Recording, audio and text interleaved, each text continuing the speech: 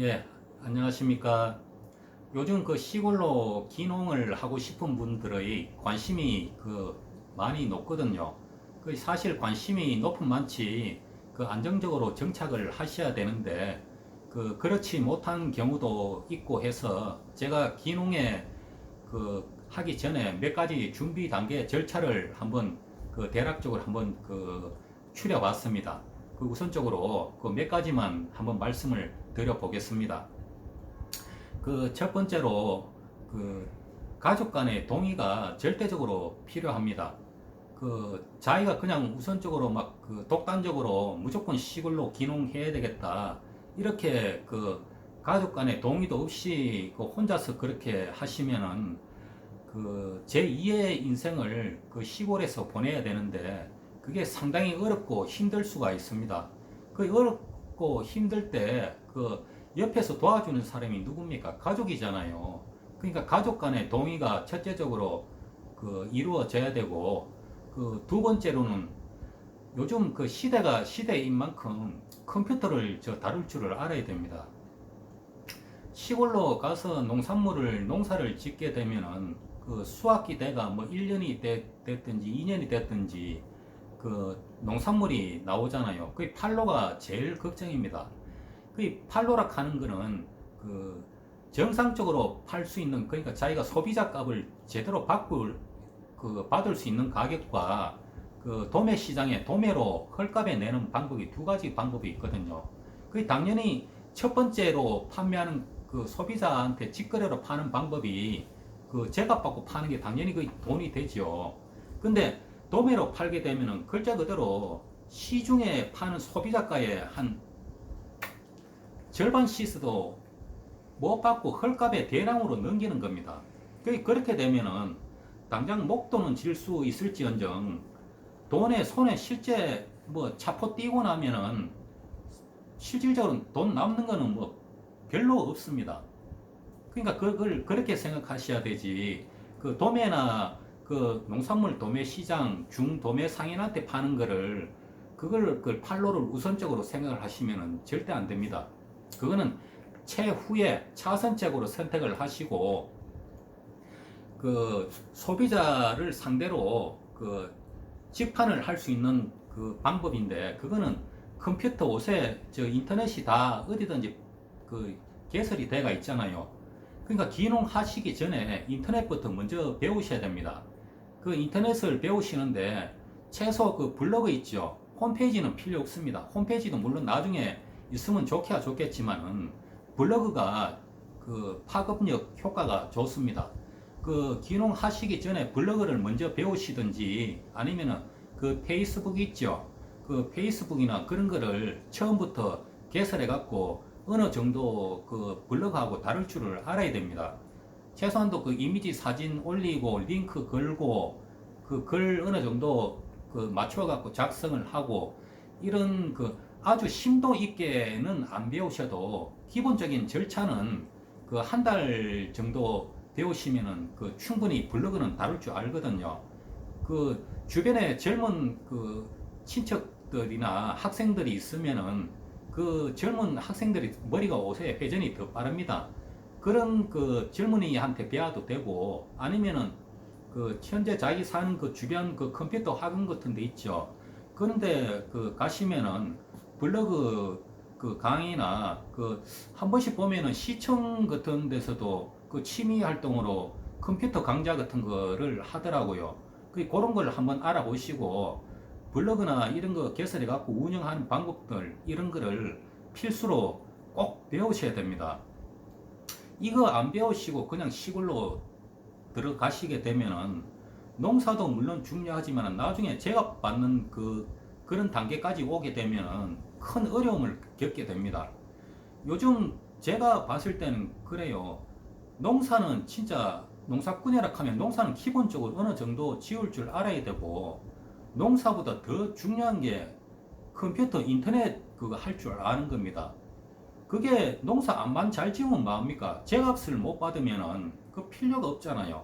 그러니까 그거를 절대적으로 도와줄 수 있는 게 인터넷 컴퓨터입니다. 그러니까 기운을 하기 전부터 그거를 필수로 꼭 배우셔갖고 시골로 들어가시게 되면은 그 하루 농사 과정을 그 블로그에다가 그 일기 쓰는 식으로 매일 올리시기 바랍니다. 오늘은 어떤 농사를 지었고 어떤 그 파종을 했고 그런 단계부터 시작을 해갖고 농사 과정을 일일이 꾸준하게 올리십시오. 그렇게 올리시면은 누군가가 안 보는 것 같아도 그 보는 사람들이 자꾸 늘어나고 고객층이 생겨나기 시작합니다. 그러면은 나중에 되면은 하면 할수록 어느 정도 그 소비자층이 그 자기한테 흡수되는 게 눈에 보입니다. 그런 것도 있으니까 그 인터넷 배우는 거 기농하기 전에 인터넷 꼭 배우시기 바랍니다. 그러고 그 어떤 작물을 도대체 선택을 해야 안정적으로 그 농작물을 할 수가 있겠는지 이런 것도 참 궁금한 점이 많으신데 진짜 요즘 같은 시대에는 어떤 작물을 선택해도 오래오래 안정적으로 갈 수 있는 작물은 없는 것 같아요. 그 정도로 그 옛날하고는 지금 농사의 환경이 지금 많이 바뀌었습니다. 그렇다고 해서 뭐 돈이 되는 작물만 있느냐, 그렇다고 해서 또 돈이 안 되는 작물만 있느냐, 꼭 그렇지도 않거든요. 근데 단지 여기서 주의할 점은 그 작물을 선택하는 데 있어 갖고 유행 타는 작물은 절대 고르시면 안 됩니다. 요즘 뭐 또 근래에 들어갖고 지금 보니까 그 포도에 대해 갖고 지금 텔레비 방송에 지금 한참 지금 나오고 하는데 지금 뭐 돈이 그 뭐 평당 수익이 뭐 얼마에 오르고 제품이 그 포도가 없어가 못 팔 정도로 인기라고 막 지금 이렇게 지금 방송에 나오고 하는데 그런 그 상품들이 방송에 나올 때는 벌써 늦었는 겁니다. 그런 소문 들었을 때는 벌써 지금 대한민국 어느 농가에서 벌써 그 지금 다 심어가지고 언제 돼갖고 포화 상태에 이르러갖고 그거 폭락할지 모릅니다. 그러니까 방송에 벌써 나왔다 할 때는 자기만 보는 게 아니고 대한민국 어느 누구나 농작물에 관심 있는 사람은 다 쳐다보는 거거든요. 그러니까 그런 작물은 절대 조심해야 됩니다.